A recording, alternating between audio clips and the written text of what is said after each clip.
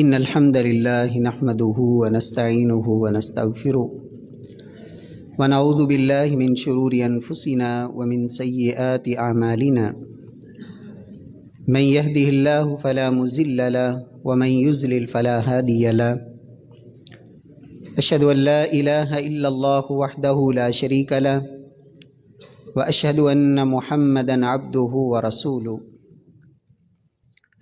اللهم صل على محمد وعلى آل محمد كما صليت على إبراهيم وعلى آل إبراهيم إنك حميد مجيد اللهم بارك على محمد وعلى آل محمد كما باركت على إبراهيم وعلى آل إبراهيم إنك حميد مجيد اللهم انفعنا بما علمتنا وعلمنا ما ينفعنا وزدنا علما اللهم طهر قلوبنا من النفاق وأعمالنا من الرياء وألسنتنا من الكذب وأعيننا من الخيانة فإنك تعلم خائنة الأعين وما تخفي الصدور رب اشرح لي صدري ويسر لي أمري واحلل عقدة من لساني يفقه قولي أعوذ بالله السميع العليم من الشيطان الرجيم من همزه ونفخه ونفسه بسم الله الرحمن الرحيم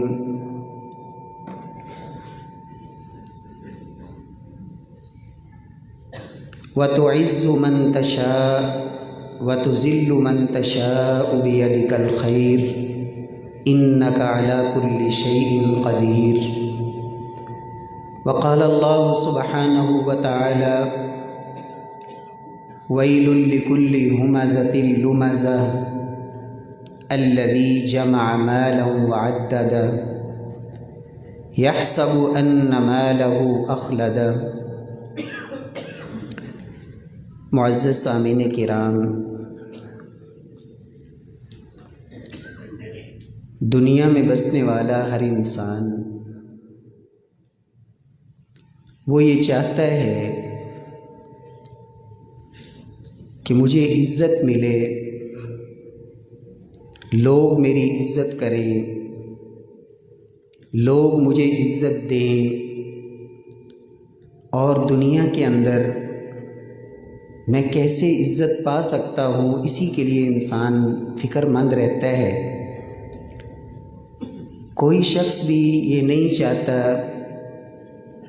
کہ مجھے ذلیل کیا جائے، مجھے رسوا کیا جائے، میری عزت کو اچھالا جائے، لوگوں کی نظروں میں میرا مقام اور میرا وقار وہ گر جائے۔ میرے پیارے بھائیوں اور عزیز بیٹوں، یاد رکھیں کہ عزت اور ذلت یہ میرے اللہ کے اختیار میں ہے۔ رب کائنات جسے عزت دینا چاہے اسے کوئی ذلیل نہیں کر سکتا، اور جسے میرا رب ذلیل کر دے اسے کوئی عزت دے نہیں سکتا۔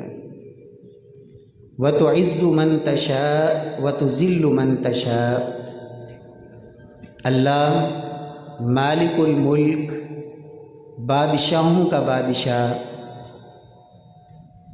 ساری کائنات جس کی محتاج ہے، اس میرے پروردگار کا یہ وصف اور اس کی یہ خوبی ہے کہ عزت ساری کی ساری میرے اللہ کے لیے ہے۔ الا ان العزت للہ جمیعا، لوگوں ساری عزتیں میرے اللہ کے لیے ہیں اور ساری عزتیں میرے رب کے پاس ہیں۔ جسے چاہے اللہ عزت دے اور جسے چاہے وہ پروردگار ذلیل کر دے، اور جسے میرا رب ذلیل کرنا چاہے اسے کوئی عزت دے نہیں سکتا، اور جسے میرا رب عزت دے دنیا ساری بھی اس کے خلاف اکٹھی ہو جائے اس کی عزت پر حرف نہیں آ سکتا۔ نبی کائنات صلی اللہ علیہ وسلم نے ہمیں جو قنوت کی دعا سکھائی وطر کے اندر دعائے قنوت میں ہم یہ پڑھتے ہیں انہ لا یذل من والیت ولا یعز من عادیت، کہ اے اللہ جس سے تو دوستی لگا لے، جسے تو اپنا محبوب بنا لے، جسے تو اپنا دوست بنا لے، یا اللہ اسے کوئی ذلیل نہیں کر سکتا۔ ولا یعز من عادیت، اور اے پروردگار جو تجھ سے دشمنی رکھے تو اے اللہ اسے ذلت سے کوئی بچا نہیں سکتا۔ لیکن آج دنیا کے اندر ایک سوچ یہ بن چکی ہے کہ عزت پانے کے لیے دوسروں کو ذلیل کرنا ضروری ہے۔ میری عزت پھر بنے گی جب میں دوسروں کو ذلیل ہوتا دیکھوں، اور دوسروں کو ذلیل کرنے کے لیے پھر اسے جو مرضی حربہ اختیار کرنا پڑے وہ کرتا ہے۔ کیوں؟ اس لیے کہ اس کی سوچ یہ بن گئی کہ دوسروں کو ذلیل کروں گا تو مجھے عزت ملے گی۔ قرآن مجید میں اللہ سبحانہ و تعالی ایسے لوگوں کے بارے میں فرماتے ہیں وَيْلٌ لِكُلِّ ہُمَزَةٍ لُمَزَةٍ، کہ یہ جو چغلی کرنے والا، غیبت کرنے والا، دوسروں کی برائیوں کی ٹو میں رہنے والا، اور جس کا مشن یہ ہے غیبت، چغلی، فرمایا یہ کام کرتا کیوں ہے؟ الذی جمع مالا وعددا، اس کے اندر دنیا کی ہرس اتنی ہے، دنیا کا لالچ اتنا ہے کہ دنیا کے مال کے حصول کی خاطر یہ اندھا ہو چکا ہے، اور اس مال کو جمع کرنے کے لیے اور اپنے اس مال کی خاطر اور اس ہرس کی خاطر وہ پھر دوسرے جو خیر والے لوگ ہوتے ہیں، جن کے اندر خیر، اچھائی، بھلائی، ان کو یہ دیکھ کے برداشت نہیں کر پاتا، تو پھر یہ کیا کرتا ہے کہ ان کی غیبتیں کرتا ہے، ان کی چغلیاں کرتا ہے۔ اور مقصد کیا ہوتا ہے کہ اس غیبت کے ذریعے، چغلی کے ذریعے میرے عیب پہ پردہ پڑا رہے گا، اور وہ جو عزت والے لوگ ہیں ان کے مقابلے میں مجھے ذلت برداشت نہیں کرنی پڑے گی۔ کیوں؟ تاکہ لوگ ان کو عزت نہ دیں اور لوگوں کی نظروں میں عزت ان کی نہ رہے۔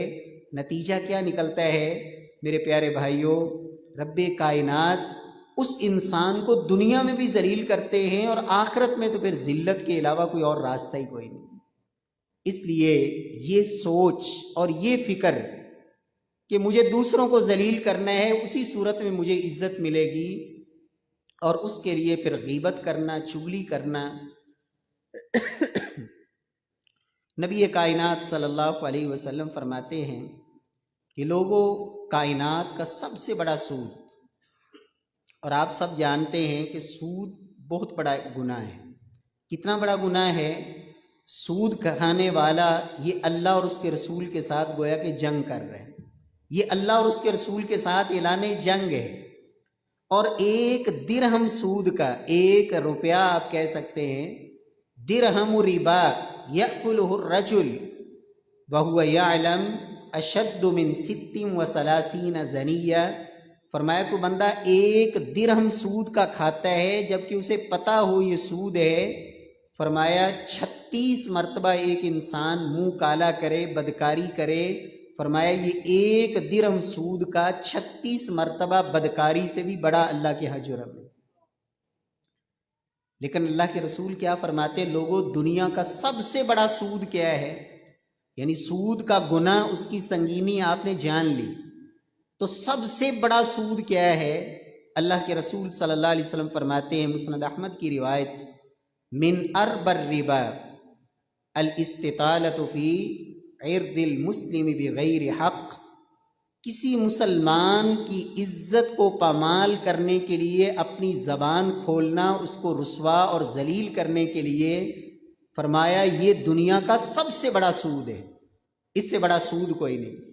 گویا کہ جو لوگوں کی عزتوں کو اچھالتا ہے اور لوگوں کے خلاف اپنی زبان کھولتا ہے، فرمایا یہ سب سے بڑا سود ہے۔ ہاں کچھ صورتیں ہیں جس میں اسلام نے اجازت دی ہے، لیکن وہ مستثنا صورتوں کے علاوہ بلا وجہ کسی کی عزت کو اچھالنے کی کوشش کرنا، فرمایا لوگوں یہ سب سے بڑا سود ہے۔ اللہ رب العزت ہم سب کو اسے محفوظ فرمائے۔ اور جو لوگوں کو ذلیل کرنے کی کوشش کرتا ہے، اللہ کے نبی صلی اللہ علیہ وسلم فرماتے ہیں لوگوں اس سے بڑا ہلاک ہونے والا اور انسان کوئی نہیں ہو سکتا۔ اسامہ بن شریک رضی اللہ تعالیٰ عنہ فرماتے ہیں حج کے موقع پہ اللہ کے نبی سے مختلف سوالات ہوئے۔ کوئی کہتا ہے یا رسول اللہ میں نے یہ کام پہلے کر لیا، یہ کام بعد میں کیا ہے۔ ایک ہی دن جو مختلف کام حجاج نے کرنے ہوتے ہیں، رمی کرنی ہوتی ہے، قربانی کرنی ہوتی ہے، اور جو امور ہیں، تو یا رسول اللہ میں نے یہ کر لیا، یہ کر لیا، آپ ہر ایک کو کہتے لا حرج لا حرج، کوئی حرج نہیں، کوئی حرج نہیں۔ فرمایا حرج کس پہ ہے جانتے ہو؟ فرمایا اللہ کے نبی صلی اللہ علیہ وسلم نے الا علی رجل اقترض عرض رجل مسلم وهو ظالم فذلك الذي حرج وهلك۔ فرمایا لوگوں اصل حرج، اصل ہلاکت، اصل بربادی اس انسان کے لیے ہے جس نے اپنی زبان کو دوسرے مسلمان کے خلاف کھولا اور مسلمان کو ذلیل کرنے کے لیے اس نے اپنی زبان کا استعمال فرمایا۔ فرمایا اصل ہلاکت اس انسان کے لیے ہے۔ یہ جو حج کے امور میں تقدیم و تاخیر ہے، اس میں ہلاکت اور اس میں بربادی نہیں، اصل بربادی اس انسان کا مقدر ہے۔ اللہ رب العزت ہمیں اس رسوائی اور اس ہلاکت اور ذلت سے اللہ محفوظ فرمائے۔ میرے پیارے بھائیوں، ایک مسلمان کی عزت اللہ کے ہاں یہ کتنی بڑی بات ہے، یہ کتنی بڑی بات ہے۔ نبی صلی اللہ علیہ وسلم کی زندگی کا جو سب سے بڑا مجمع تھا جسے آپ نے خطاب کیا، اس سے بڑے مجمع کو آپ صلی اللہ علیہ وسلم نے کبھی واعظ نہیں کیا۔ کتنا بڑا مجمع! حجۃ الوداع کے موقع پر نبی صلی اللہ علیہ وسلم نے اپنے اس واعظ میں فرمایا تھا لوگو ان دماءکم واموالکم واعراضکم حرام علیکم کحرمت یومکم ھذا فی بلدکم ھذا فی شہرکم ھذا۔ لوگوں تمہارے خون، تمہارے مال اور تمہاری عزتیں، فرمایا ان کی اسی طرح حرمت ہے ایک دوسرے کے لیے جس طرح یہ مکہ شہر حرمت والا، یہ رب کا گھر بیت اللہ حرمت والا اور یہ مہینہ حرمت والا۔ فرمایا اسی طرح دوسرے کا مال، اس پہ ناجائز قبضہ، مال دوسرے کا ہے، تو اس مال کو اخذ کرتا ہے، لیتا ہے کسی بھی طریقے سے، فرمایا یہ حرام ہے۔ کل المسلم علی المسلم حرام دمہ ومالہ وعرضہ۔ جہاں خون کا ذکر کیا، مال کا ذکر کیا، ساتھ عزت کا ذکر کیا۔ فرمایا لوگوں مال، خون اور عزت ہر مسلمان کی دوسرے مسلمان کے لیے یہ حرمت والی ہے۔ اور اللہ کے نبی صلی اللہ علیہ وسلم کیا فرماتے ہیں کہ مسلمان مسلمان کا بھائی ہے، مسلمان مسلمان کا بھائی ہے۔ لا یظلمہ ولا یحقرہ ولا یخذلہ۔ اللہ کے نبی فرماتے مسلمان اپنے مسلمان بھائی کو نہ تو حقیر جانتا ہے، اور یاد رکھیں غیبت کرنے والا وہ اصل میں دوسرے کو اپنے سے کم تر سمجھ رہا ہوتا ہے، اسی وجہ سے وہ اس کی چغلی غیبت بھی کرتا ہے۔ فرمایا مسلمان اپنے بھائی کو حقیر نہیں جانتا۔ اور سلف کس قدر محتاط کہا کرتے تھے، میں اپنے سے عمر میں بڑے کو دیکھتا ہوں تو کہتا ہوں یہ مجھ سے بہتر ہوگا، جب کسی عمر میں چھوٹے کو دیکھتا ہوں تو میں کہتا ہوں یہ مجھ سے بہتر ہوگا۔ کیوں؟ جو عمر سے بڑا ہے، عمر میں بڑا ہے، اس کے بارے میں یہ سوچتا ہوں کہ اس کی عمر بڑی ہے، اس کی عبادت بھی مجھ سے زیادہ، اس کی نیکیاں بھی مجھ سے زیادہ، اس نے رب کو منانے کے لیے سجدے بھی زیادہ کیے، اس کی عبادات مجھ سے زیادہ ہیں، میری عمر تھوڑی ہے تو میری نیکیاں بھی تھوڑی ہے، لہٰذا یہ مجھ سے بہتر ہے۔ اور کبھی چھوٹے کو کسی کو دیکھتا تو میں کہتا یہ بھی مجھ سے بہتر ہے۔ کیوں؟ اس لیے کہ اس کی عمر تھوڑی ہے تو اس کے گناہ بھی تھوڑے ہوں گے، میری عمر زیادہ ہے تو میرے گناہ بھی زیادہ ہیں، اس لیے میں کبھی کسی کو جو عمر میں بڑا ہو یا چھوٹا ہو کسی کو اپنے سے حقیر سمجھتا ہی نہیں، ہر ایک کو اپنے سے بہتر سمجھتا ہوں۔ میرے پیارے بھائیوں، نبی کائنات صلی اللہ علیہ وسلم فرماتے ہیں مسلمان اپنے مسلمان بھائی کو حقیر نہیں جانتا اور اسے رسوا نہیں کرتا، اور اسے ذلیل اور رسوا کرنے کے لیے دوسرے کافروں کے اسے حوالے نہیں کرتا، دشمن کے سپرد نہیں کرتا، بے یار و مددگار نہیں چھوڑتا، یہ مسلمان ہوتا ہے۔ رب کائنات ہمیں ایک دوسرے کی عزت، احترام اور اسے اللہ رب العزت ہمیں توفیق دے کہ ہم ایک دوسرے کے احترام کو باقی بھی رکھیں اور ایک دوسرے کی عزت کا تحفظ بھی کریں، عزت کو بچانے والے بنیں، نہ کہ دوسروں کی عزتوں کو اچھالنے والے۔ اللہ رب العزت ہم سب کو اس سے محفوظ فرمائے۔ پیارے بھائیوں، نبی صلی اللہ علیہ وسلم کیا فرماتے ہیں کہ مسلمان کا کام کیا ہوتا ہے؟ اپنے مسلمان بھائی کی عزت کا دفاع کرنا۔ ایک تو ہے کہ اس کی غیر موجودگی میں اس کی غیبت کر کے، چغلی کر کے اسے رسواں کرنے کی کوشش کرنا، اور ایک ہوتا ہے کہ کسی کی غیبت ہو رہی ہے، اس کی غیر موجودگی میں اس کی برائیاں کی جا رہی ہیں۔ مسلمان کا کام یہ ہوتا ہے کہ اس اپنے بھائی کی عزت کا دفاع کرتا ہے۔ اس لیے کہ اللہ کے رسول نے فرمایا کہ ہر شخص مومن، کامل مومن ہوتا ہی وہ ہے جو اپنے لیے پسند کرتا ہے، اپنے مسلمان بھائی کے لیے بھی پسند کرے۔ ہم میں سے کون چاہتا ہے کہ میرے عیب لوگوں کے سامنے ظاہر ہو؟ کوئی نہیں چاہتا ہے میری غیبت کی جائے، میری چغلی کی جائے، میرے بارے میں کوئی باتیں کرے، میرے اوپر کسی قسم کی کوئی زیادتی کرے۔ فرمایا جو مومن ہوتا ہے وہ جو اپنے لیے پسند کرتا ہے، اپنے بھائی کے لیے بھی وہی پسند کرتا ہے۔ تو مومن کا کام کیا ہے؟ مسلمان کی عزت کا دفاع کرنا، اور اس کا اجر اللہ نے کتنا رکھا ہے۔ نبی صلی اللہ علیہ وسلم فرماتے ہیں من ذب عن لحم اخیہ فی الغیبہ کان حقا علی اللہ ان یعتقہ من النار۔ فرمایا جو غیر موجودگی میں اپنے مسلمان بھائی کا دفاع کرتا ہے، اس کی عزت پہ حرف آ رہا ہے اور یہ اس کی عزت کو بچانے کے لیے کوشش کرتا ہے، کان حقا علی اللہ ان یعتقہ من النار، میرا اللہ اپنے اوپر لازم کر لیتے ہیں کہ اس شخص کو میرا اللہ ضرور جہنم سے آزاد فرمائیں گے، جہنم سے آزادی مل جائے، اس سے بڑی کیا بات ہے۔ اور جو کسی مسلمان کے بھائی کے بارے میں ایسی بات کہہ دیتا ہے جو اس کے اندر ہے ہی نہیں، ایسا عیب، ایسی اس کے بارے میں تہمت اور ایسا الزام، زبان سے کوئی ایک کلمہ اگر کہہ دیا تو اللہ کے نبی صلی اللہ علیہ وسلم کیا فرماتے ہیں؟ حبسہ اللہ علی جسر جہنم حتی یخرج مما قال، سلسلہ صحیحہ کی حدیث۔ سنو، عثمان رضی اللہ تعالی عنہ بدر میں شریک نہیں ہو سکے تھے محمد مصطفیٰ صلی اللہ علیہ وسلم کی بیٹی کی بیماری کی وجہ سے۔ سیدنا عثمان کی بیوی محمد مصطفیٰ کی بیٹی وہ بیمار تھیں، ان کی وجہ سے وہ بدر میں نہیں گئے تھے، اور اللہ کے نبی نے سیدنا عثمان کو کہا تھا کہ عثمان تمہارے لیے وہ اتنا ہی اجر ہے، آخرت کا اجر بھی اور دنیا کا اجر بھی، کہ جس صحابی کو جو بدر سے ملا وہ آپ کو بھی ملا۔ کیوں؟ میں محمد کے کہنے پر یہاں مدینے میں رکے تھے میری بیٹی کی بیماری کی وجہ سے، اور ہوا بھی ایسے ہی۔ اللہ کے نبی بدر میں تھے، پیچھے سے سیدنا عثمان کی بیوی سیدہ رقیہ وہ فوت ہو گئیں، تو باقاعدہ ان کا کفن دفن وغیرہ یہ سارا حضرت عثمان نے کیا۔ اور امام بخاری رحمہ اللہ ان کی قبر پہ کروڑوں رحمتیں نازل فرمائے، انہوں نے بدری صحابہ کے جو نام شمار کیے ہیں نا، ان میں سیدنا عثمان بن عفان کو بدری صحابہ میں لکھا ہے کہ وہ بدر میں موجود اگرچہ نہیں تھے، لیکن رب کائنات کے محبوب نے ان کو بدری ہونے کا اعزاز دیا کہ ان کے لیے وہ اجر بھی وہی، دنیا کا مال غنیمت بھی اور آخرت کا اجر بھی۔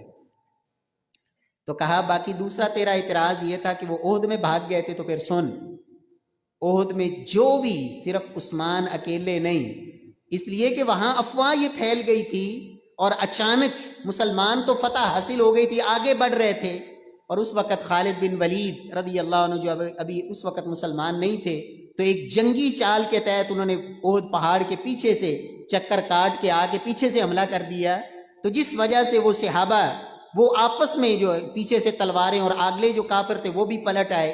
اس دوران 70 صحابہ جو شہید ہوئے، تو ایک افواہ پھیل گئی کہ محمد مصطفیٰ صلی اللہ علیہ وسلم بھی شہید ہو گئے ہیں، تو بہت سے صحابہ کے حوصلے پست ہو گئے۔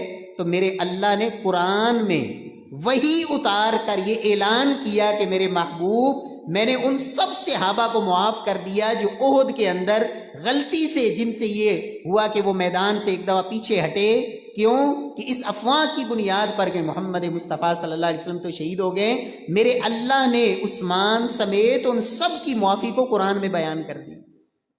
تیسرا اعتراض کیا کیا گیا تھا؟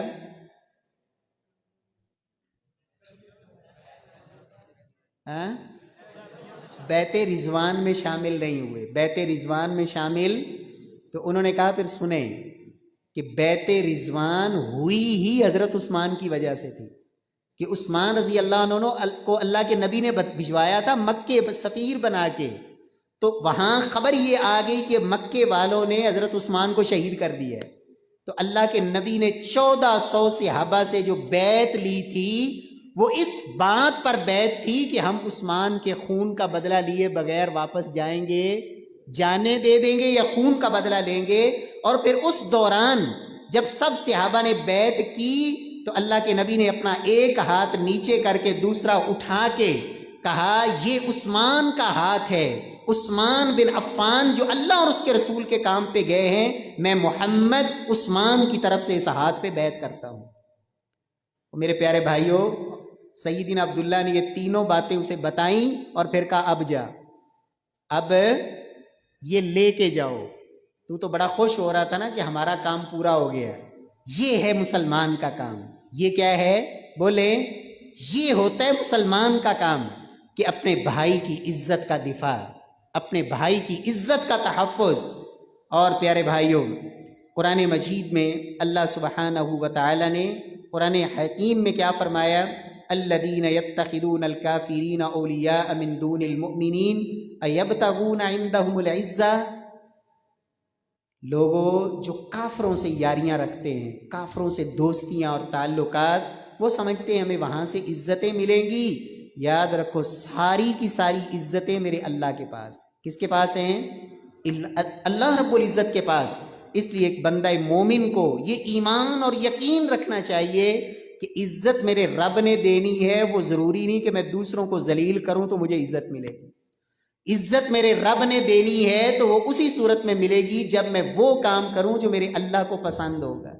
تو جب میرے اللہ نے اور اس کے رسول نے دوسروں کی عزتوں کو پامال کرنا، اسے سب سے بڑا کائنات کا سود قرار دیا، تو پھر میں کون ہوتا ہوں؟ ایک طرف سود کا معاملہ کرنے والا، اللہ سے جنگ کرنے والا، پھر میرا اللہ مجھے عزت بھی دے گا؟ ایسا نہیں ہو سکتا۔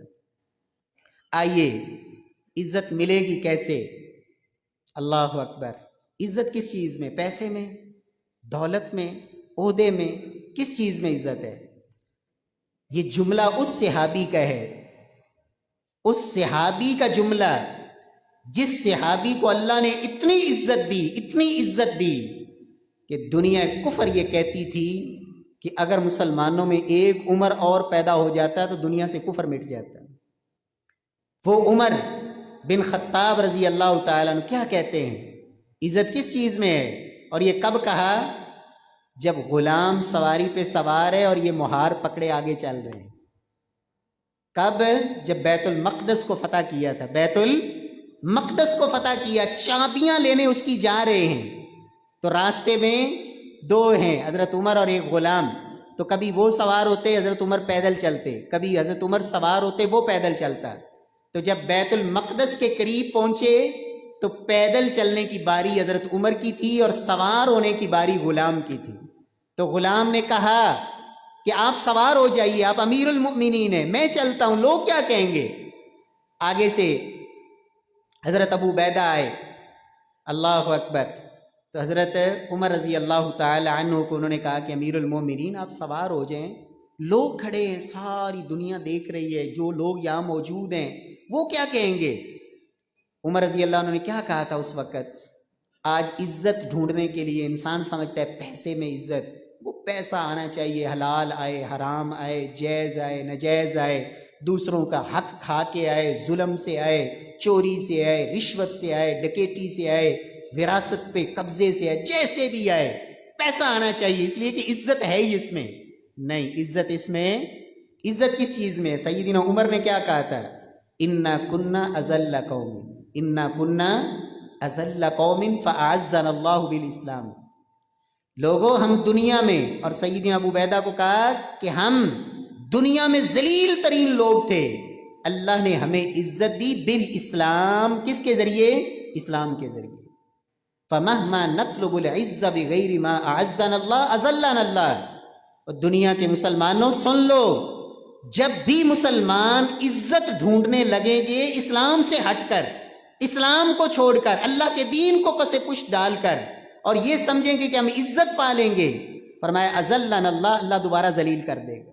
اور آج ایسے ہی ہے، آج ایسے ہی ہے میرے پیارے بھائیوں۔ عزت اسلام کے اندر، عزت اللہ کے دین کے اندر، اس سے بڑی عزت کوئی نہیں۔ عقیدہ توحید کو اپنائیے، اللہ کے دین کو سینے سے لگائیے، اسلام کو اپنی زندگی کے اندر اتاریے، میرا اللہ عزتیں دے گا۔ اس لیے کہ ساری عزتیں میرے اللہ کے پاس ہیں، ساری عزتیں میرے اللہ کے پاس ہیں۔ اللہ اکبر۔ دوسری بات جس سے عزت ملتی ہے، اللہ اکبر، کس سے عزت ملتی ہے؟ اللہ کے قرآن کو پڑھنے سے، اللہ کے قرآن کو یاد کرنے سے، اللہ کے قرآن کے مطابق عمل کرنے سے، اللہ کے قرآن کے مطابق اپنی زندگی ڈھالنے سے۔ قرآن کے ذریعے اللہ عزت دیتے ہیں۔ اور کیسی عزت؟ محمد مصطفیٰ صلی اللہ علیہ وسلم نے کہا تھا ان اللہ یرفع بہذا الکتاب اقواما ویضع بہ آخرین۔ لوگوں، اس قرآن کے ذریعے اللہ عزتیں دیتا ہے جو سمجھتا ہے کہ میں قرآن پڑھوں یا نہ پڑھوں، قرآن کو سمجھوں یا نہ سمجھوں، قرآن کے مطابق اپنی زندگی کو بناؤں یا نہ بناؤں، عزت مل جائے گی۔ فرمایا قرآن کو چھوڑ دیا تو پھر عزت نہیں مل سکتی، پھر ذلت اور رسوائی تو مل سکتی ہے۔ اور قرآن پڑھنے والوں کو محمد مصطفیٰ نے اپنی زندگی میں عزتیں دی، قرآن والوں کو۔ اللہ اکبر۔ جن کا قرآن سے تعلق تھا، ایک بچہ عمر کتنی ہے؟ 6 یا 7 سال، اور کہاں کھڑا ہے؟ اس مصلی پہ کھڑا ہے، اللہ اکبر، جس مصلی پہ کھڑے ہونے والے کو امام کہا جاتا ہے، لیڈر کہا جاتا ہے، نمونہ اور قدوہ کہا جاتا ہے۔ فرمایا نماز وہ پڑھائے گا جسے قرآن زیادہ یاد ہو۔ تو بزرگ پیچھے کھڑے ہیں سفید داڑھیوں والے، جن میں باپ بھی موجود ہے، اور 6 یا 7 سال کا بچہ وہ مصلی پہ کھڑا ہے۔ یہ عزت ملی کس وجہ سے؟ بولیں، قرآن کی وجہ سے۔ نبی صلی اللہ علیہ وسلم کی زندگی میں ایک صحابی فوت ہو گئے۔ اللہ کے نبی صلی اللہ علیہ وسلم نے، اللہ اکبر، اس کا جنازہ پڑھا، رو رو کے جنازہ پڑھایا، اور محمد مصطفیٰ صلی اللہ علیہ وسلم نے کیا کہا؟ رحمک اللہ ان کنت لأواہا کان طلاء للقرآن۔ یہ اللہ کے سامنے گریہ زاری کرنے والا اور بہت قرآن پڑھنے والا تھا، یہ خوب قرآن پڑھنے والا تھا۔ اللہ ہمیں قرآن سے تعلق مضبوط کرنے کی توفیق نصیب فرمائے، اور اس قرآن کے ذریعے اللہ ہمیں عزت نصیب فرمائے۔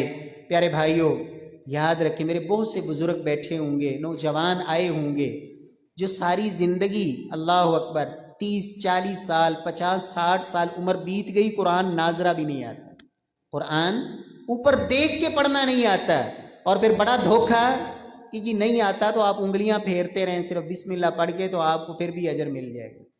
اس دھوکے کے علاوہ یہ کچھ نہیں۔ لہٰذا قرآن پڑھیے، اللہ عزت دے گا، قرآن کے ذریعے عزت۔ قرآن ناظرہ پڑھا ہے، اس کا ترجمہ پڑھیں، اس کی تفسیر پڑھیں، اس کے معانی کو سمجھیں، مفہوم کو سمجھیں، اللہ اکبر، معمول بنائیے، اللہ عزتیں دیتا ہے۔ ابن ابزہ مکے کے گورنر بنے، کس وجہ سے؟ قرآن کی وجہ سے۔ کس وجہ سے؟ قرآن کی وجہ سے۔ غلام سیدنا عمر رضی اللہ تعالیٰ عنہ نے ایک صحابی کو مکے کا گورنر بنایا تھا، تو حضرت عمر مدینے سے مکے جا رہے ہیں، اور وہ گورنر جو ہے وہ راستے میں ان سے ملاقات ہو گئی، تو پوچھا کہ آپ کدھر؟ تا مدینے جا رہا ہوں۔ کہا وہاں مکے میں کس کو ذمہ داری دے کے آ رہے ہو؟ کہا ابن ابزہ کو۔ کون ابن ابزہ؟ میں تو جانتا ہی نہیں۔ کہا ابن ابزہ وہ ہے مولا من موالینا، ہمارے غلاموں میں سے ایک غلام ہے، غلاموں میں سے ایک غلام۔ کہا مکے کی گورنری اور ایک غلام کو؟ کہا امیر المؤمنین، اس میں 2 خوبیاں ہیں، قارئ للقرآن وعالم بالفرائض۔ ایک تو قرآن کا قاری ہے، دوسرا وراثت کے مسائل کا ماہر ہے، یہ 2 خوبیاں ہیں۔ حضرت عمر رضی اللہ تعالیٰ نے اس موقع پہ کہا میں نے اللہ کے نبی سے سنا تھا اللہ قرآن کی وجہ سے کچھ لوگوں کو عزت دیتے ہیں، اور قرآن کو چھوڑنے کی وجہ سے اللہ لوگوں کو ذلیل کر دیتے ہیں۔ اللہ ہمیں قرآن کے ذریعے عزت پانے کی توفیق بخشے اور قرآن سے اللہ ہمیں عزت نصیب فرمائے۔ پھر کیسی عزت ملتی ہے، اللہ اکبر۔ آج لوگ دنیا کے پیچھے قرآن چھوڑ دیتے ہیں، کیوں؟ یہاں تو دنیا نہیں ہے، اور واقعی اگر دنیا چاہیے نا، صرف دنیا، تو پھر یہ راستہ دنیا پانے کا نہیں ہے۔ یہاں اللہ عزت دے گا ضرور دین کی وجہ سے، لیکن کہیں کہ مال، پیسہ، دولت، یہ چیزیں، پھر وہ راستہ اور ہے۔ اللہ اکبر۔ تو اللہ رب العزت قرآن کے ذریعے کیسی عزتیں دیتا ہے۔ ایک قرآن پڑھنے والا بیت اللہ میں بیٹھا قرآن پڑھ رہا ہے، کہاں بیٹھا ہے؟ بولے اللہ ہم سب کو بیت اللہ کی حاضری نصیب فرمائے۔ اللہ آپ سب کو بھی مکہ اور مدینہ، اللہ مسجد نبوی اور بیت اللہ کی اللہ زیارتیں نصیب فرمائے۔ اللہ اکبر۔ کہاں بیٹھے قرآن پڑھ رہے ہیں؟ بولیں حاکم وقت خلیفۃ المسلمین ہشام بن عبد الملک طواف کرتا کرتا ایک جگہ پہ آ کے رک گیا اور دیکھ کے کہتا ہے کہ اللہ کا بندہ بیٹھا قرآن پڑھ رہا ہے، اور قرآن کیسے پڑھ رہا ہے؟ اتنا قرآن پڑھنے میں مگن کہ آنکھوں سے آنسو بہ رہے ہیں اور قرآن پڑھ رہے ہیں۔ تو حاکم وقت اپنی فوج کے ساتھ سامنے آ کے کہتا ہے اللہ اکبر، سلنی حاجہ، وہ قرآن پڑھنے والے مانگیے جو مانگنا ہے، مانگیے جو، بولیں مانگیے جو مانگنا ہے۔ تو انہوں نے توجہ ہی نہیں کی، اپنے قرآن میں پڑھنے میں مگن۔ اس نے پھر کہا، نظر اٹھائی، دیکھا خلیفۃ المسلمین ہشام بن عبد الملک، کہا دنیا مانگوں یا آخرت مانگوں؟ کیا مانگوں؟ کیا دو گے؟ دنیا مانگوں یا آخرت مانگوں؟ بلکہ اس سے پہلے انہوں نے کہا اللہ کے گھر بیت اللہ میں بیٹھا ہوں اور آپ سے مانگوں مجھے شرم آتی ہے، بیٹھا اللہ کے گھر میں ہوں مانگوں آپ سے حیا آتی ہے۔ خلیفہ تھا، حاکم وقت تھا، اس بات میں اپنی حد کی عزت محسوس کی، باہر چل کے بیت اللہ سے باہر جا کے انتظار کر رہا ہے، کس کا؟ قرآن پڑھنے والا۔ قرآن پڑھنے والا بیت اللہ میں قرآن پڑھ رہا ہے اور حاکم وقت اپنی سپاہ کے ساتھ بیت اللہ سے باہر کھڑا اس کا انتظار کر رہا ہے کہ کب یہ قرآن کی تلاوت ختم کر کے بیت اللہ سے باہر آئیں۔ اپنی مرضی سے قرآن کی تلاوت مکمل کی، باہر نکلے تو پھر سامنے آ گیا اور آ کے کیا کہتا ہے؟ الآن خرجت من بیت اللہ، اب تو بیت اللہ سے نکل آیا ہو، اب مانگ لو جو مانگنا ہے۔ تو وہاں پھر انہوں نے کہا کہ دنیا کی کوئی چیز مانگوں یا آخرت کی مانگوں؟ دنیا مانگوں یا آخرت؟ تو ہشام کہتا ہے کہ میں تو دنیا ہی دے سکتا ہوں، آخرت کا تو میں مالک ہی نہیں۔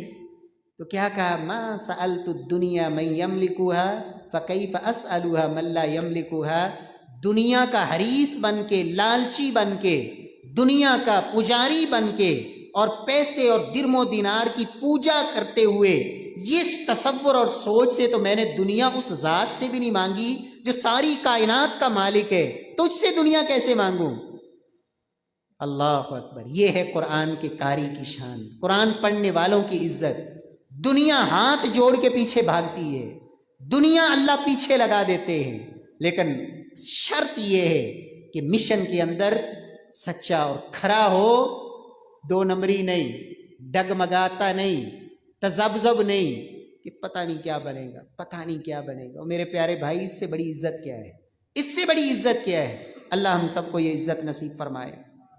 تیسری چیز جس سے عزت ملتی ہے وہ ہے اپنے اندر میں جو ہے نا اس کو مار دینا۔ میں بڑی شے ہوں، میں فلاں، مجھے یہ کہا گیا، مجھے، میرے بارے میں کون ہوتا ہے؟ میں، یہ جو میں ہے نا، جس کے اندر یہ ہو دنیا میں عزت نہیں پاتا، ذلیل ہی ہوتا ہے۔ اور عزت کس کے لیے ہے؟ اللہ کے نبی نے قسم اٹھا کے فرمایا، اور اللہ کے نبی قسم نہ بھی اٹھائیں تو بات سچی ہوتی ہے یا نہیں؟ بولیں۔ لیکن اللہ کے نبی اگر قسم اٹھا دیں، فرمایا لوگوں میں اللہ کی قسم اٹھا کے کہتا ہوں، ما تواضع احد للہ الا رفع اللہ، جو اللہ کے لیے جھک جاتا ہے، تواضع اختیار کر لیتا ہے، اللہ اس کی عزت کے اندر اضافہ کرتے ہیں۔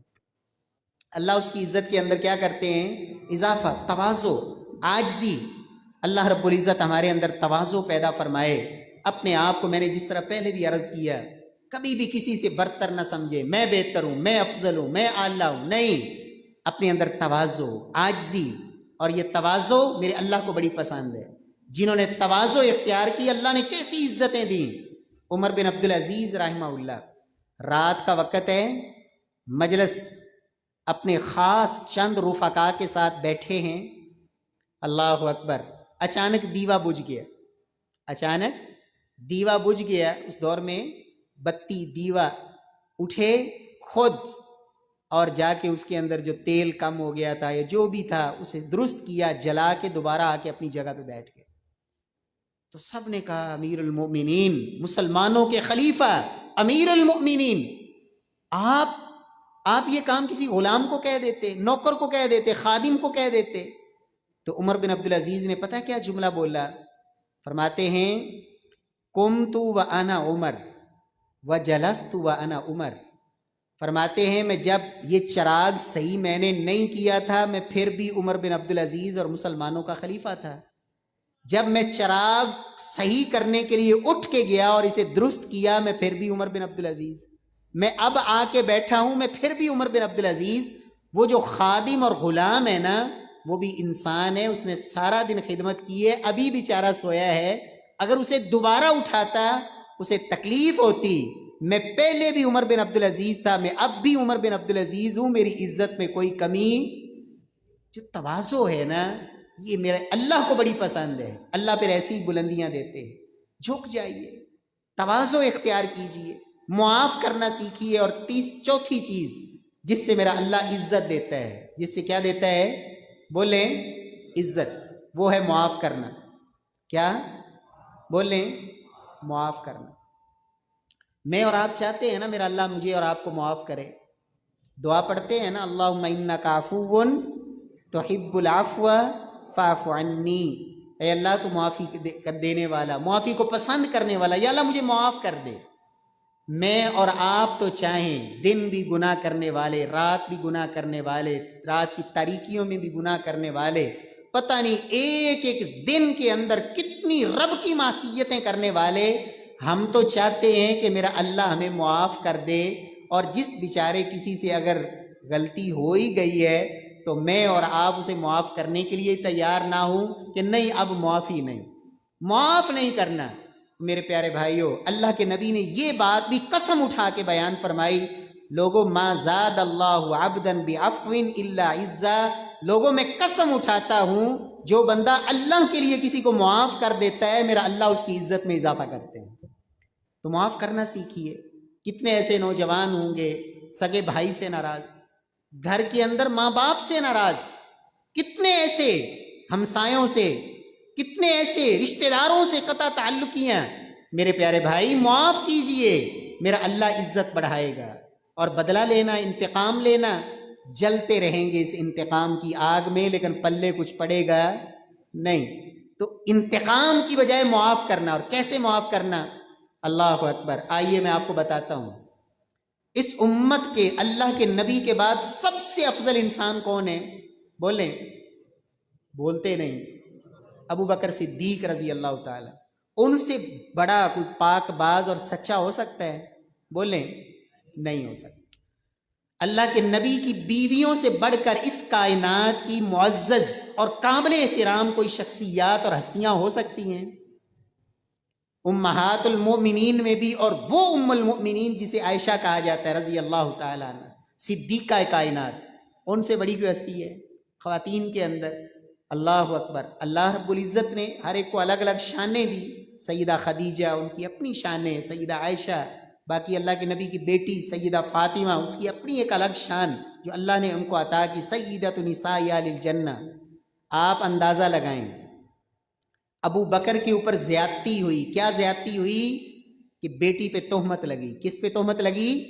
بیٹی، مومنوں کی ماں، مومنوں کی ماں، عام عورت نہیں۔ اور تہمت لگانے والوں میں وہ بھی شامل ہے جس کو خرچہ ابو بکر صدیق دیتے ہیں، جس کے اخراجات ابو بکر صدیق برداشت کرتے ہیں، وہ بھی شامل۔ اور پھر میرے اللہ نے جب ان کی برات اتاری سیدہ عائشہ کی، تو ابو بکر صدیق کہتے ہیں اللہ کی قسم اب مستہ کے اوپر نہ تو خرچ کروں گا نہ اس کی ذمہ داری اٹھاؤں گا، بس آج کے بعد ناراضگی، یاد رکھیں ناراضگی بنتی تھی یا نہیں؟ بولیں۔ اور میرے اور آپ کے اوپر کوئی جتنی مرضی زیادتی کر لے، اس سے بڑی زیادتی ہو سکتی ہے؟ جو سیدہ عائشہ کے اوپر تہمت لگی، ابو بکر کی بیٹی کے اوپر تہمت لگی، اللہ اکبر. تو سیدنا ابو بکر جب قرآن کی آیت سنی نا، میرے اللہ نے کہا جن کو اللہ نے فضل مال دیا ہے اور وسعت والے ہیں اور صاحب فضل لوگ ہیں نا، ان کو معاف کر دینا چاہیے. کیا کرنا چاہیے؟ تو ابو بکر کہتے ہیں میں نے اللہ کے لیے مستہ کو معاف کر دیا، اور آج بھی دوبارہ اسی طرح جس طرح پہلے ابو بکر خرچ کرتا تھا، ذرہ برابر بھی دل میں میل رکھی، اور میں اسی طرح یہ ہے معاف کرنا. میرے اور آپ کے اوپر کسی نے کتنا کو بڑا ظلم کر لیا ہوگا، جو میں اور آپ معافی دینے کے لیے تیار نہیں، معاف کرنے کے لیے تیار نہیں، تو نہ کریں، نہ کریں. کیا ہوگا؟ جس کو معاف نہیں کر رہے، عزت تو میرے رب نے دینی ہے نا، اللہ اس کی عزت اور بڑھا دے گا، تو پھر آپ کیا کر لیں گے؟ میرے پیارے بھائی معاف کیجیے. اور اللہ کے نبی نے کن کو معاف کیا؟ جب مکہ فتح ہوا نا، تو آپ نے 4 لوگوں کے نام لے کر کہا تھا اگر یہ بیت اللہ کے اندر غلاف کعبہ سے بھی چمٹے ہوئے ہوں تو ان کی گردنیں اڑا دینی. 4 لوگ، ان کی گردنیں اڑا دینی ہیں. اور ان میں ایک وہ بھی تھا جو ابو جہل کا بیٹا تھا، جسے اکرمہ کہتے ہیں. اللہ اکبر. آپ نے کہا اگر یہ غلاف کعبہ کے اندر بھی چھپے ہوئے ہوں نا تو گردنیں اڑا دینی. اکرمہ بھاگ گئے، نکل گئے. ان کی بیوی اللہ کے نبی کے پاس آئی اور کہا یا رسول اللہ، اگر اکرمہ تائب ہو کر آ جائے تو آپ معاف کر دیں گے؟ آپ نے کہا کر دوں گا. آپ نے کہا معاف ہے؟ بولیں بیٹا کس کا ہے؟ ابو جہل کا. کہا معاف کر دوں گا. یہ پیچھا کیا انہوں نے، یمن کے بارڈر سے اپنے خامد کو پہنچی، اور وہاں ادھر سیدنا اکرمہ کو بھی اللہ نے سوچ دے دی. جب کشتی بھنور میں پھنسی تو کشتی والوں نے کہا اب یہاں نجات وہ دے سکتا ہے جو آسمانوں میں، اور کوئی یہاں کام آنے والا. کافر بھی سمجھتے تھے کہ ڈوبیاں بیریاں کون تاردا ہے؟ بولو. مسلمان آدھا ہے بہاول حق بیڑا دھک. کیوں بھائی؟ جی 100 سال پرانی ڈوبی کشتی تار دیتی. تو کافر مشرک وہ بھی سمجھتے تھے کہ ڈوبی ہوئی بیڑی اور یہ کشتیاں کون تار سکتا ہے؟ ایک اللہ. تو حضرت اکرمہ کہتے ہیں میں نے سوچا یہی تو محمد کی دعوت ہے، یہی تو وہ کہتا ہے آج تک.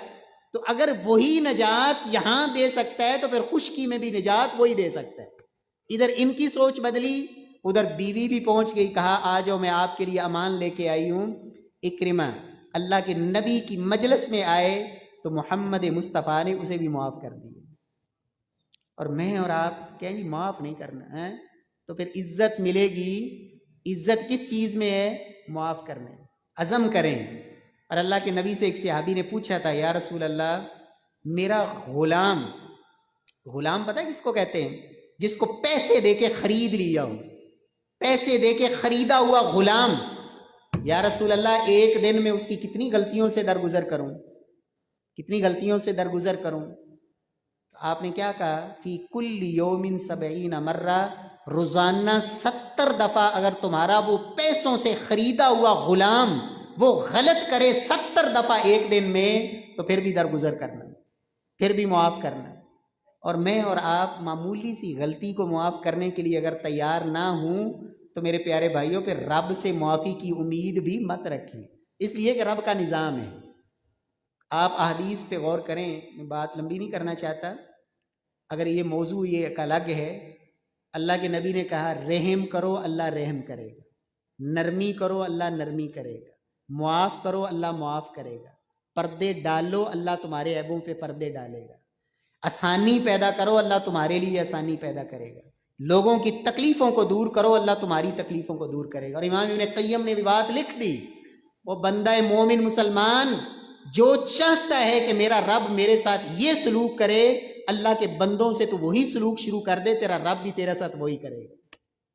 جو چاہتا ہے نا کہ میرا اللہ میرے ساتھ یہ کرے، تو بھی اللہ کے بندوں کے ساتھ وہی کر، میرا رب بھی تیرے ساتھ وہی کرے گا. اور وہ شخص بنی اسرائیل کا جس کا کام کیا تھا؟ کوئی نیکی نہیں. ایک نیکی کیا ہے؟ بیٹوں سے کہتا جو قرض لے جاتے ہیں نا تنگ دست ہوں تو مہلت دے دینا، پھر بھی نہ دے سکے تو معاف کر دینا، بس یہی نیکی. تو میرے اللہ نے کہا تو میرے بندوں کو معاف کرتا تھا، جا میں نے بھی تجھے معاف کر دی. اللہ ہم سب کو توفیق دے تو معاف کرنے کا ڈھنگ سیکھیں، معاف کرنے کا ڈھنگ سیکھیں۔ کتنی چیزیں ہوگی جس سے اللہ عزت دیتے ہیں؟ پہلی کیا تھی؟ اسلام۔ دوسری کیا تھی؟ قرآن۔ اور تیسری جھک جانا۔ وہ کدی ویکھیا جے جڑے سنوبر دے درخت تے وہ ایک تنے تے لمبے، کدی انہاں نال مالٹے لگے ویکھے جے؟ سیب لٹکے ہون؟ کیوں بھائی؟ وہ پھل کس کو لگتا ہے؟ جو جھکے ہوئے ہوتے ہیں، جو اکڑے ہوئے ہوتے ہیں، ان کو پھل بھی لگتا۔ تواضع، عاجزی میرے اللہ کو بڑی پسند ہے۔ اور چوتھی کیا چیز تھی؟ معاف کرنا۔ اس سے اللہ عزت دیتا ہے۔ پانچویں چیز جس سے اللہ عزت دیتا ہے وہ ہے رات کی تہجد کی نماز۔ کون سی نماز؟ بولیں، تہجد کی نماز۔ اور یہ کیسی نماز ہے؟ یہ واحد وہ نماز ہے جس کے لیے اذان نہیں ہوتی۔ بولیں، اذان تہجد کے لیے اذان ہوتی ہے؟ آپ کہیں گے ہوتی ہے، وہ اذان تہجد بند کرنے کی ہوتی ہے، وہ شروع کرنے کی نہیں ہوتی۔ جو حدیث میں اس اذان کا مقصد ذکر ہوا ہے نا، وہ ہے جو تہجد پڑھ رہا ہے وہ بس کر دے، اس کا یہ مقصد، جو سویا ہوا ہے وہ اٹھ جائے۔ تو بہرحال تہجد کے لیے اذان ہوتی، مؤذن اذان نہیں دیتا، تہجد کے لیے میرا رب خود بلاتا ہے۔ باقی نمازوں کے لیے بندہ بلاتا ہے، حی علی الصلاۃ، حی علی الفلاح، لیکن تہجد کی نماز کے لیے کون بلاتا ہے؟ اللہ، عرش پر، آسمان دنیا پہ کہتے ہیں آ جاؤ بھائی۔ تہجد دن کی نماز لوگ دیکھتے ہیں، تہجد کی نماز صرف میرا اللہ دیکھتا ہے۔ دن کی نمازیں کون دیکھتے ہیں؟ لوگ۔ تہجد کی نماز کون دیکھتا ہے؟ اللہ۔ تہجد کی نماز، اللہ اکبر، جو دن کی نمازیں ہیں تمام مسلمان اور اکثریت، چلو آپ اکثریت بھی نہیں کہہ سکتے لیکن کافی سارے، آپ تو ماشاءاللہ سارے ہی نمازیں سارے پڑھتے ہیں، لیکن تہجد کی نماز وہی پڑھتے ہیں جن کا چناؤ میرا اللہ کرتا ہے۔ بھی اے میرے جی، اے تو تہجد وہ پڑھتے ہیں۔ اور دن کی نمازیں ہم نے پڑھی، ان میں جو دعائیں مانگی قبولیت کی گارنٹی کوئی نہیں، بھی قبول ہون میرے رب دی مرضی، لیکن تہجد کے ٹائم جو مانگیں گے میرے رب کا وعدہ ہے میں دوں گا۔ تو یہ فرق ہے۔ تو اللہ کے نبی صلی اللہ علیہ وسلم نے فرمایا، لوگو وَعْلَمْ أَنَّ شَرَفَ الْمُؤْمِنِ قِيَامُهُ بِاللَّيْلِ، لوگو مومن کا شرف، مومن کی عزت وقار، اس کے اندر اضافہ کس سے ہوتا ہے؟ جبریل نے آ کے اللہ کے نبی کو کہا شرف المؤمن قیامہ باللیل، وہ رات کی نماز ہے۔ اور یہ جو سردیوں کی راتیں ہیں نا، سلف ان کو کہا کرتے تھے یہ مومنوں کے لیے موسم بہار ہے۔ کیا ہے؟ ہر کام کا ایک سیزن ہوتا ہے نا، ہر کام کا ایک سیزن۔ تو مومنوں کا، نیکیوں کا موسم بہار ہے یہ کہ اللہ نے دن چھوٹے کر دیے، روزے رکھو، اور رب نے راتیں لمبی کر دی، تہجد پڑھو۔ اللہ ہم سب کو توفیق سے نوازے۔ تو اس کے اندر اللہ نے عزت رکھی ہے۔ اور کتنی ہو گئی؟ چھٹی چیز، لوگوں سے بے پرواہ ہو جانا، لوگوں سے اپنے آپ کو مستغنی کر دینا۔ اور اگر انسان کی سوچ یہ ہو، جدوں بھی جیب دی طرف ہاتھ جاوے بھی لگتا ہے مینوں ہی کچھ دین لگ گیا، نظر جیبوں پر، لوگوں سے لوگوں سے مانگنے کی بجائے میرے رب سے مانگے۔ عزہ استغناؤہ عن الناس، لوگوں سے انسان مستغنی ہو جائے، میرا اللہ عزت بڑھاتے ہیں، اللہ عزت میں اضافے کرتے ہیں۔ اللہ رب العزت ہم سب کو توفیق سے نوازے۔ پیارے بھائیوں، اللہ اکبر۔ بس میں آخر میں یہ بتاتا ہوں کہ بندہ ذلیل کیسے ہوتا ہے، بندہ ذلیل کیسے ہوتا ہے۔ پہلی چیز، جو اللہ کے نبی کی سنت سے اعراض کرتا ہے نا، وہ کبھی عزت نہیں پاتا۔ اللہ کے رسول نے کہا جعل الذل والصغار علی من خالف امری، جو میرے طریقے کی مخالفت کرتا ہے، وہ نماز میں ہو، وہ نکاح اور شادی میں ہو، وہ کاروبار اور تجارت میں ہو، وہ وراثت کی تقسیم میں ہو، وہ دن کی اوقات میں یا راتوں کی گھڑیوں میں جو اللہ کے نبی کی مخالفت کرتا ہے، فرمایا جعل الذل والصغار علی من خالف امری، ذلت میرے اللہ نے اس کے مقدر میں لکھ چھوڑی ہے جو محمد مصطفیٰ کی حکم عدولی کرتا ہے۔ بندہ سمجھے نا کہ میں اللہ کے نبی کے حکموں کو پسے پش ڈال کر عزت پالوں گا، عزت نہیں پا سکتا، اس لیے کہ اللہ کے نبی نے کہہ دیا ذلت اس کا مقدر ہے جو میری حکم کی مخالفت کرتا ہے۔ ابھی سے بیٹھے سوچ لیں، میری نماز کیسی، میرا کاروبار کیسا، میری شادی بیاہ کیسے، میری خوشی کے ساتھ غمیاں کیسی، میرا رشتہ داروں سے رویہ کیسا، میرے اعمال، ان کے اوپر نظر ڈالیں. اگر تو قدم قدم پر مخالف لیں کہ عزت ملے گی، بولیں عزت لگ جائے، اس کی بیوی بھی جل گئی، بیٹے بھی جل گئے، بیٹیاں بھی جل گئیں، اس کی جتنی زندگی کی جمع پونجی دولت تھی وہ بھی جل گئی، اس کی بھینسیں بھی مر گئیں، اس کی فصل کو بھی آگ لگ گئی. فرمایا اس کی دنیا کے اندر کوئی چیز بچی نہیں. فرمایا یہ خسارہ کم ہے، اور عصر کی ایک نماز فوت ہونے کا خسارہ اس سب سے بڑا ہے. صحیح بخاری کی روایت، من فاتتہ صلاۃ العصر فکأنما وطر اہلہ ومالہ. تو ذلت بے نماز وہ کبھی عزت نہیں پا سکتا، ذلت نمازوں کو چھوڑنے میں. اور تیسری چیز جس سے انسان عزت نہیں پاتا، ذلیل ہوتا ہے، وہ ہے اپنے حسب نسب پہ فخر، اپنی برادری پہ ناز، اپنے نسب پہ ناز. وہ فلانا تے اس طرح دی قوم، گھٹیا قوم دا فرد ہے، اور اپنی قوم پہ ناز اور فخر، میں فلاں قبیلے کا، میں فلاں قبیلے کا. یہ جس کے اندر یہ چیز آ جائے، اللہ کے نبی نے فرمایا اللہ اس کو اس کیڑے سے بھی بدتر کر دیتے ہیں جو پیدا ہی گندگی میں ہوتا ہے اور ناک کے ذریعے گندگی کو ہی آگے دھکیلتا ہے. فرمایا یہ حسب و نسب پہ فخر کرنے والا اللہ کے ہاں اس کیڑے سے بھی ذلیل ہو جاتا ہے. اللہ ہم سب کو اس ذلت سے بھی محفوظ فرمائے. اللہ اکبر. تو رب کائنات سے دعا ہے کہ اللہ رب العزت ہم نے جو سنا سمجھا، اللہ ہمیں اس پہ عمل کی توفیق نصیب فرمائے. میں پھر دہرا دیتا ہوں، سب سے پہلا سبق یہ تھا کہ عزتیں ساری کس کے پاس ہیں؟ اللہ کے پاس. جس کو میرا اللہ عزت دینا چاہے اسے کوئی ذلیل کر سکتا، اور جسے میرا اللہ ذلیل کر دے اسے کوئی عزت دے سکتا. عزت اور ذلت کس کے پاس ہے؟ اللہ کے پاس. اور یہ ہم ہر نماز جب وتر ادا کرتے ہیں اس میں یہ پڑھتے ہیں دعا، انہ لا یذل من والیت ولا یعز من عادیت. دوسرا سبق یہ تھا کہ لوگوں کی عزتوں کو پامال کرنے سے کبھی آپ کو عزت ملے گی، بلکہ اگر سوچ یہ ہے کہ مجھے عزت ملنے کے لیے دوسروں کو میں نے ذلیل کرنا ہے، پھر عزت یہاں بھی نہیں اور اگلے جہان میں. اللہ کے نبی فرماتے ہیں مجھے کچھ لوگ دکھائے گئے جن کے لوہے کے اور تانبے کے یہ ناخن جس سے اپنے چہروں کا گوشت نوچ رہے ہیں. میں نے پوچھا یہ کون لوگ ہیں؟ تو مجھے بتایا گیا یقعون فی اعراضہم، یہ وہ لوگ ہیں جو لوگوں کی عزتیں اچھالا کرتے تھے. اللہ نے ان کو اس عذاب میں مبتلا کر رکھا ہے. تو تیسری بات یہ تھی کہ یہ سوچ ختم کر دیں کہ مجھے عزت ملے گی دوسروں کو ذلیل کرنے سے. یہ سوچ ہی خطرناک ہے اور غلط ہے. چوتھی بات یہ تھی کہ اللہ کے نبی کی تعلیم یہ ہے کہ آپ کے سامنے کسی مسلمان کو ذلیل کرنے کی بھی کوشش کی جائے تو آپ کا کام بحیثیت مسلمان یہ ہے کہ اس کی عزت کا دفاع کریں. نہیں کر سکتے تو مجلس چھوڑ کے چلے جائیں. اور اللہ نے عزت کس بات میں رکھی ہے؟ اسلام کے اندر، قرآن کے اندر، معاف کرنے کے اندر، تواضع کے اندر اور تہجد کی نماز کے اندر اللہ نے عزت رکھی ہے. لوگوں سے مستغنی ہو جانا اور اپنے رب کے در کا فقیر، سوالی اور محتاج اپنے آپ کو بنا لینا، اللہ نے اس میں عزت رکھی ہے. سنت کا تارک اور اللہ کے نبی کے حکموں کی مخالفت کرنے والا وہ کبھی عزت نہیں پاتا. اسی طرح بے نماز وہ بھی کبھی عزت نہیں پاتا. یہاں دنیا میں بھی ذلت اور رب کی بارگاہ میں تو اس سے بڑی کیا ذلت ہے کہ فرعون اور قارون کے ساتھ کھڑا کیا جائے گا.